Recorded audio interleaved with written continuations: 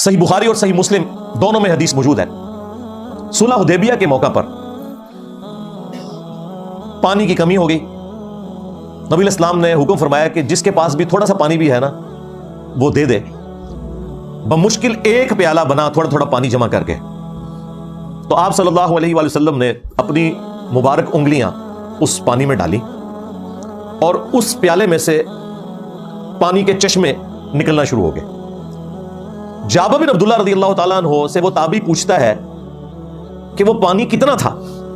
تو جابر بن عبداللہ کہتے ہیں کہ اللہ کی قسم ہم 1500 لوگ تھے جنہوں نے پانی پیا, اپنے تمام جانوروں کو پلا لیا اور مشکیزیں بھی بھر لیے, تب بھی وہ پانی ختم نہیں ہو رہا تھا. ہم 1,00,000 بھی ہوتے نا تو وہ پانی زیادہ تھا جو ایک پیالے سے نکلا. اسی کانٹیکسٹ میں ایک اور حدیث ہے صحیح مسلم میں کہ ایک دفعہ ایک سفر کے دوران کھانے پینے کی قلت ہو گئی تو سیدنا عمر نے رسول اللہ سے ریکویسٹ کی صلی اللہ علیہ وآلہ وسلم, یا رسول اللہ ہم نے کچھ پانی تھوڑا سا جمع کیا ہے اور تھوڑا سا کھانا ہے, تو آپ ذرا اس میں برکت کی دعا فرما دیں. کیونکہ حضرت عمر کو پتا تھا کہ نبی علیہ السلام جب برکت کی دعا کریں گے تو وہ تھوڑا سا پانی بھی سب کے لیے کفایت کر جائے گا, اور وہ کفایت کر گیا. کیونکہ انہوں نے صلح حدیبیہ کا منظر دیکھا تھا کہ ایک پیالہ 1500 صحابہ ان کے جانوروں کو بھی کفایت کر گیا اور انہوں نے سٹور بھی کر لیا. یہاں میں ایک آپ کو ٹیکنیکل مسئلہ سمجھا دوں. کریشن ایکس نہیلو یعنی عدم محض سے وجود, یہ صرف اللہ کی خوبی ہے, یہ کسی پیغمبر کی خوبی بھی نہیں ہو سکتی. اسی لیے نبی علیہ السلام کچھ ہوتا تھا نا تو اس میں انگلیاں ڈالتے تھے یا برکت کی دعا کرتے تھے تو وہ بڑھتا تھا. ایسا کبھی نہیں ہوا کہ کچھ بھی نہ ہو اور یوں کریں اور وہ چیز سامنے آ جائے.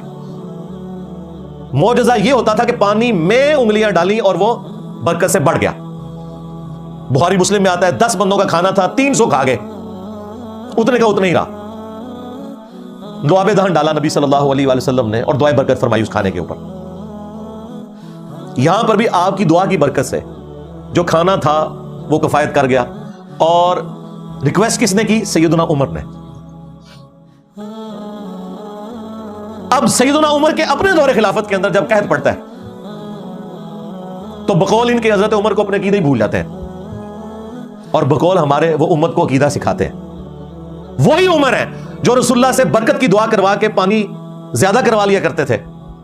وہ قبر رسول پر پیالہ لے کر نہیں گئے کہ یا رسول اللہ اپنا مبارک ہاتھ نکالیں اور اس پیالے میں ڈال دیں, آپ کا معجزہ تو میں نے اپنی آنکھوں سے دیکھا ہے اور آپ زندہ بھی ہیں, اس میں کوئی شک نہیں, آخرت کی زندگی کے ساتھ, دنیا کی زندگی کے ساتھ نہیں, اور اس پانی کو آپ زیادہ کر دیں.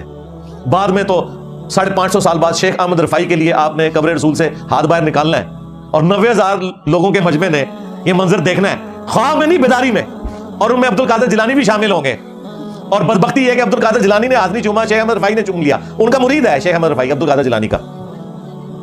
اور تقی عثمانی صاحب درس حدیث کے اینڈ پہ وہ سامنے بیٹھے ہوئے اپنے اسٹوڈنٹس کو یہ درس حدیث دے رہے ہیں. یہ واقعہ سنایا ہے انہوں نے. تو مورخین نے لکھا ہے کہ جو ہی یہ شعر پڑھے تو روضہ اقدس میں سے نبی کریم سرور دو عالم صلی اللہ علیہ وسلم کا دست مبارک ظاہر ہوا, اور ہزاروں انسانوں نے یہ نظارہ کیا کہ دست مبارک ظاہر ہوا.